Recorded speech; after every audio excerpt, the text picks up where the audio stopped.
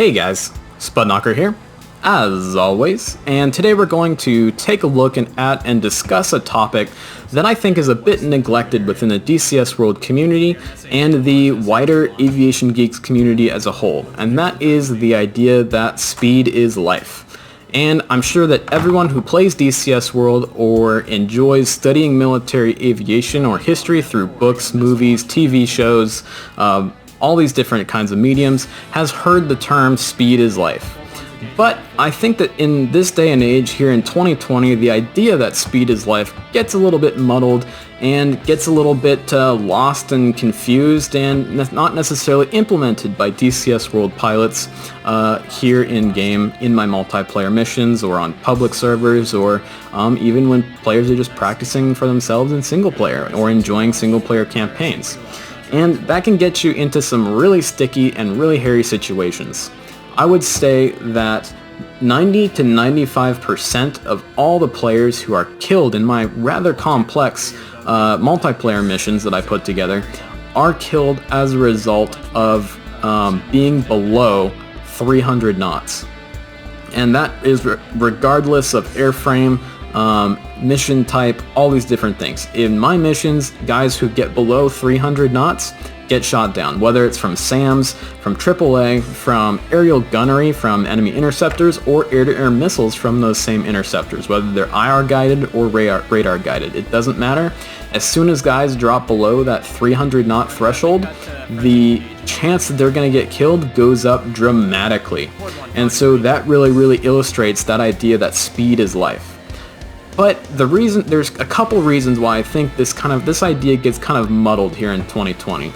The world has kind of shifted, or at least the aviation world has kind of shifted to this idea of super maneuverability, fly-by-wire systems, and thrust vectoring, and all these things. So when an aviation aficionado goes to an air show, they're usually greeted by an F-22 if they're in the US, or say a Su-35 if they're in Russia or China, doing very fantastically cool and unbelievable maneuvers at slow speed, like falling leaf maneuvers and cobra maneuvers and things like this that require the aircraft that's performing the air show to get far below that 300 knot threshold that we had talked about earlier.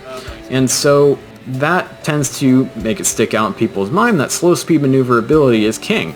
And that slow speed maneuverability is there to show off the raw capabilities of what the jet can do.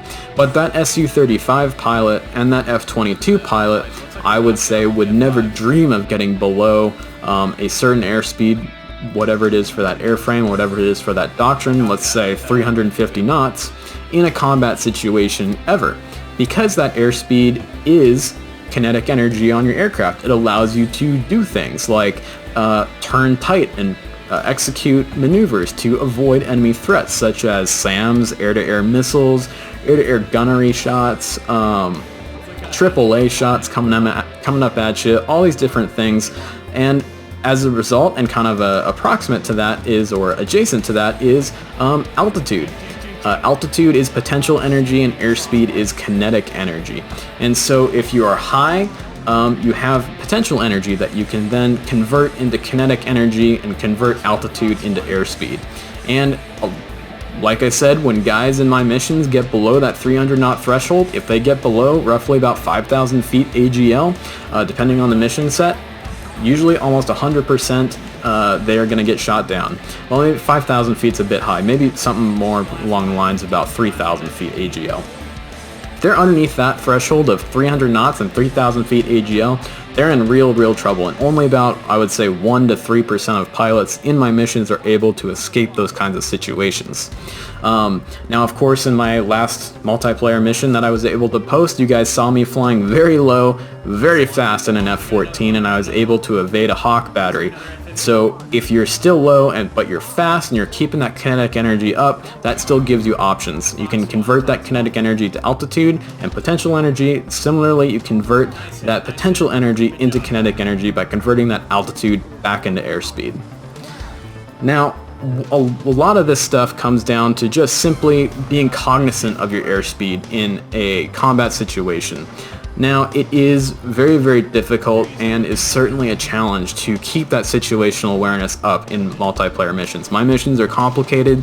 They require you to know your aircraft pretty darn well, to be able to talk on the radios to your wingman, to talk to the strike lead, which is usually played by me, to keep your eyes out for threats, and fly your airplane and work your weapon systems and sensors all at the same time, especially if you're in a single-seat jet. And so that's a lot to keep track of, but we have to kind of fall back on the idea of aviate, navigate, communicate, which is kind of taught to every single pilot from the very first day of training, which is you need to fly your airplane first, which means keeping that airspeed up in the combat situation, keeping that kinetic energy on your jet, or making sure you have enough potential energy to reconvert back to kinetic energy. And so then we can then talk about potentially communicating with other pilots and working your weapon systems and all these kinds of things. So when I do one-on-one lessons with patrons, I tend to make sure that they have a solid base of how to fly the jet in DCS World first, before they try and get into doing fancy-dancy things like dropping laser-guided bombs and dogfighting and all these kind of things that are, the dazzling fun aspect. But it's fun in DCS World when you can do well at those dogfights and do well at those laser-guided bomb drops and do well at those big complicated missions with lots of players in multiplayer. And that comes from having a very solid base of how do I fly my chosen airplane, whether that's an F-14, an F-A-18, an F-16, whatever. I would say that probably the best pilots in terms of energy management and staying fast and using energy management principles in DCS World are F-14 pilots, guys who love the F-14 and that's all they fly. And that kind of gets us into our second part of this video here, is the F-14 will punish you if you do something wrong in terms of energy management. If you yank back on the stick in the F-14 and try to get it to do more than it can do, it will break. You will rip the wings off and you'll be in trouble.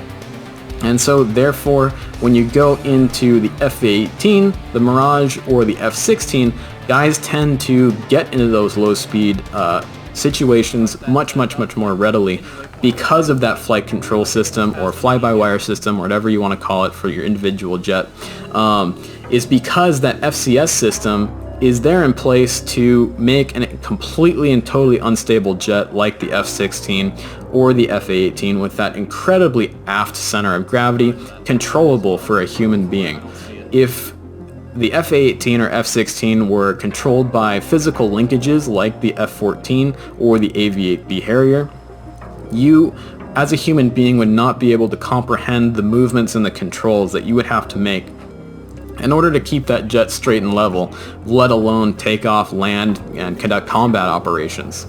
And so therefore, the jet is looking for instructions from the pilot and translating those instructions into movements on the control surfaces. Now that's fantastic for doing a lot of really fantastic and unbelievable maneuvers that only the F-16 and only the F-A-18 and other fly-by-wire controlled jets can pull off.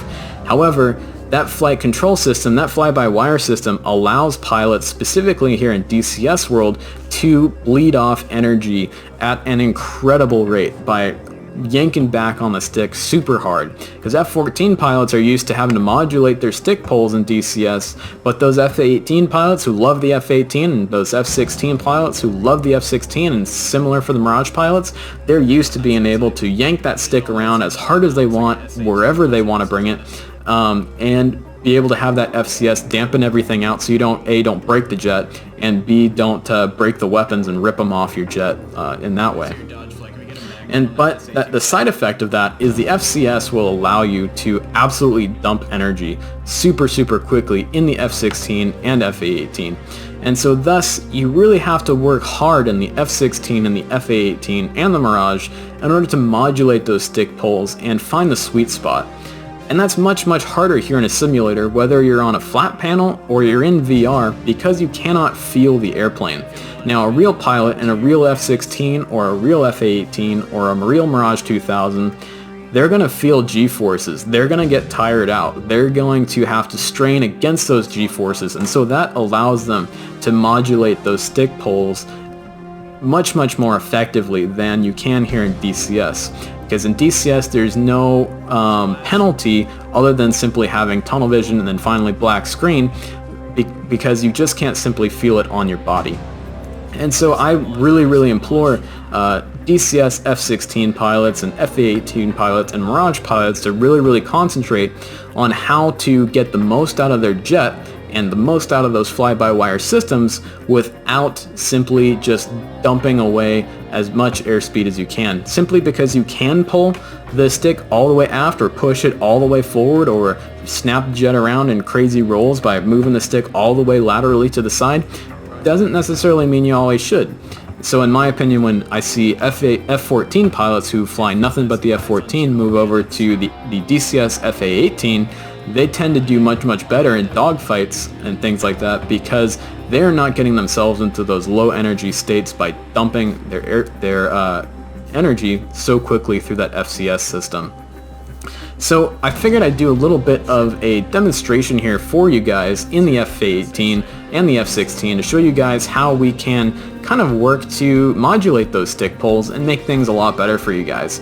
But basically the bottom line here is we always want to make sure that we are keeping that energy state up when we're in the combat zone, because that energy is going to give us more options to evade threats, to run away if we need to, all these kinds of things that will help you survive those multiplayer missions and help you survive those complicated and complex problems. Because if you are having trouble with that flying your jet or working a system and things like that, making sure that you keep that airspeed up is going to allow you to work that problem much more safely, because it's going to give you options, because when that pop-up threat eventually comes, you'll be able to take action to evade it. Alright, so let's go ahead and hop into the cockpit of the FA-18 and the F-16 live here and take a look at what I'm talking about here with that FCS system in person.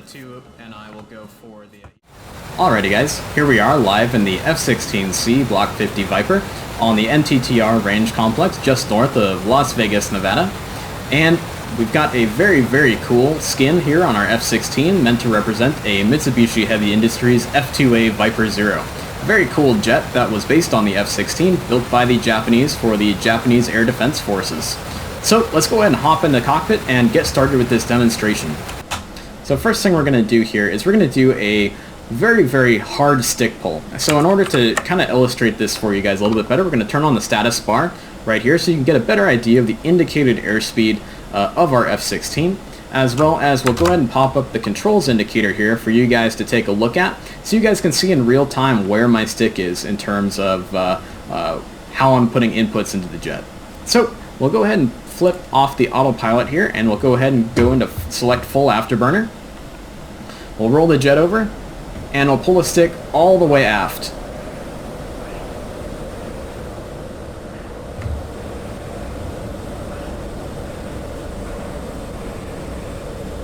And as you can see here in this very steep, very tight turn, we are absolutely dumping the amount of energy that the jet has, absolutely dumping our airspeed. And so let's go ahead and pause it and talk about what's happening here. So more or less what's happening here is we are pulling the stick all the way aft and telling the jet to turn as tight as humanly possible. And so the FCS is interpreting that and giving that exactly to us, flying this very unstable F-16 and giving us exactly what we wanted. And as you can see, as we were coming around in that turn, the onset of the G's came on very hard at first, as we had a whole bunch of energy to start off, starting at about roughly a little bit over 400 knots. I think we started about 415 knots-ish in this turn. And we started to black out, we got tunnel vision, and then once we hit a certain point, roughly at about the 180 degree point, as we flew into the reciprocal heading from which we started, that blackout actually went away. And because we're dumping so much energy, the amount of G's and wing loading that we're putting on the jet is not as much as it was earlier in the turn, and so therefore we were able to get more blood pumping to our brain as a result of that reduced amount of G's. And we're all the way down at 182 knots of airspeed on the jet, and so we have absolutely killed our energy. We are now absolutely dead meat. And so a lot of guys are going to be like, well, I got my nose pointed on him and I fired my Sidewinder and I killed him with an AIM-9X. Well, that's great, but you're dead. If you dump this much energy against an opponent, you may get that kill, you may splash that bandit, but his wingman, which will always be there in a more or less more realistic combat scenario, like in the missions that I create, you will be very much a sitting duck for that wingman.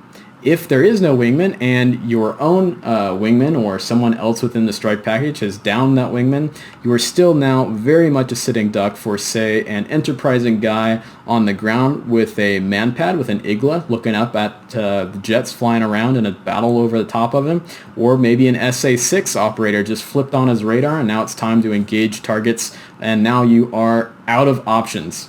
Now we are still pretty high, so a good pilot could now convert this potential energy in terms of our altitude into kinetic energy, but we're roughly only about 10,000 feet AGL. We're going to get down into the weeds. We're going to get within range of AAA down on the ground that can potentially hit us, such as ZU-23 Shilkas and things like that we don't want to tangle with. So it's all about keeping that airspeed up. So let's fix this. Let's go ahead and do the exact same thing, but we'll try and keep that airspeed up through modulating our stick pull. So we'll turn some of this potential energy into kinetic energy to get that airspeed back, and we'll try to get back up to about 400 knots.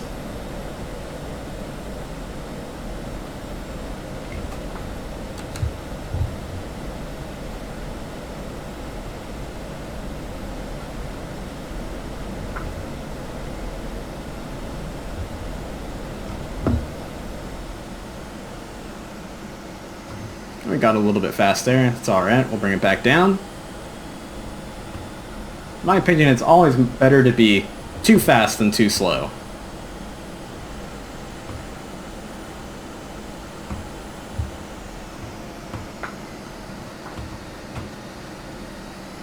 Alrighty. Full afterburner. And we're now modulating that stick pull. As you can see on that controls indicator there, down on the left-hand corner of the screen, we're still turning our F-16 around quite fast, keeping a very tight, very highly sustained turn, while maintaining more or less a co-equal airspeed to what we started with. Now there are some fluctuations. We've gained a little airspeed, and we're still able to turn the jet very, very easily, very, very quickly, and snap it around on that enemy, while still retaining as much energy as we possibly can. And so if we need to regain some energy, but while staying in that fight, whether it's against a SAM, an air-to-air missile shot at us, or we're in a basic fighter maneuvers dogfight, we can go ahead and release some of that back pressure on the stick and let that energy build back again until we need to bring it in for another tight turn again, but making sure we don't fall under about 350 knots while still turning in that very tight turn.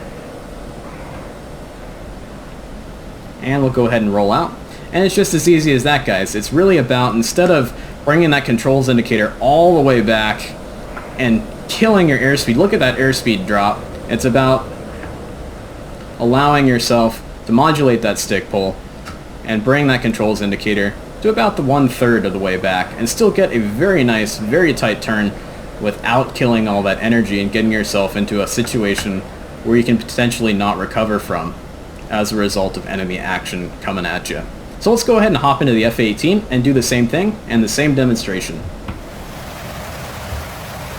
Alrighty guys, here we are live in the F-18 Hornet, ready to do the exact same demonstration that we just did in the F-16C. So without further ado, we'll just go ahead and hop into the cockpit. No need to introduce a VMFA 251 scheme. You guys are always very familiar with all the F-18 schemes, so let's go ahead and hop on in. Alright, so we've got our indicator down here showing you what's going on with the jet, and we've got our controls indicator as well to help show you guys what's going on with my actual physical controls here in my home cockpit. So we'll go ahead and kill the autopilot, and we'll stay right at about 415 knots, right where we started in the F-16C. Now, stick pull modulation here in the FA-18 is even more important, and the reason for that is the FA-18 is a much more dirty airplane aerodynamically, as well as it doesn't have the thrust to weight ratio that the F-16C Block 50 Viper does. And so as a result of that, we need to be very, very careful not to absolutely zap our energy with those very, very, very tight and hard stick pulls. So let's go ahead and demonstrate just absolutely dumping our energy to start off here. And this is what a lot of FA-18 pilots will do in a dogfight, or when there's a SAM coming after them, and it really does the opposite effect of what you want it to do. Dumping all that energy makes you that sit and duck. So let's go ahead and demonstrate that. Full afterburner, rotate, and hard stick pull. We can see the energy starting to dump off as we come in. Now the energy isn't dumping quite as quickly as it does in the F-16C, and that is simply because the FCS of the FA-18 does not allow the jet to pull more than 7.5 Gs. But as you can see, as we got under about that 350 knot threshold, the FCS kicks up into another gear, and we can really start killing the energy to the point of actually bringing the jet close to, if not near to, a stall. Now those Lexes that extend out from our cockpit, or from our leading edge of our wings out to under our cockpit here, really help with that low speed control. But like I said before, and this whole video's theme is about, is we want to avoid that getting into those low speed control situations, because if we keep our energy up, it's much more likely that we're able to avoid those enemy threats. So we'll get back up to about 400 knots here, and we'll get started with our demonstration of modulating the stick pull. Whoop, we got a little bit fast there, just like we did in the F-16.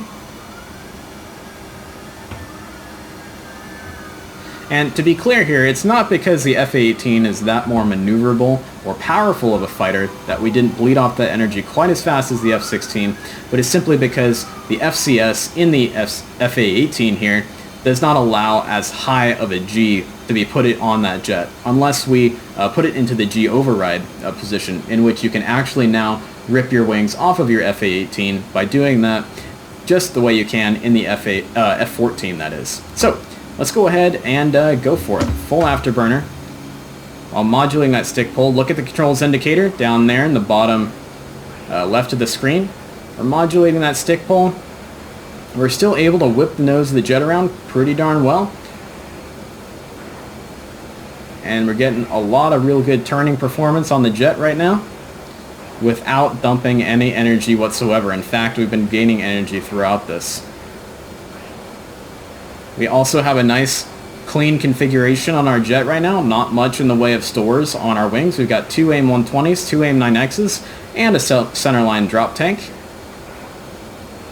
But keep in mind that as you get dirtier and dirtier in terms of your loadouts, putting laser-guided bombs, targeting pods, all these kinds of things, it's not going to be quite as easy to continue and keep that performance as your wing loading goes up and up and up. So just for giggles to show you guys, we'll go ahead and kick off the G limiter. And we can hear Betty get a little bit upset there as we start pulling harder and harder amounts of Gs. And we can see that really dumping off just as quickly as it did in the F-16. So basically the rule of thumb here in these FCS controlled jets is to make sure that you're not pulling all the way back on the stick in a dogfight or when you have SAMs coming up at you. It's really to find a happy medium between those in terms of keeping your energy state high, as well as getting to where you need to go and evading that threat. So I hope you guys liked the video. It's I know this was kind of a long-winded one, mostly a discussion video, but I think it'll really help out a lot of people increase their survivability on the DCS World battlefield in these digital skies. And if you like the video, please like and subscribe, and all your support is certainly appreciated. And thanks a lot, guys, and fly safe.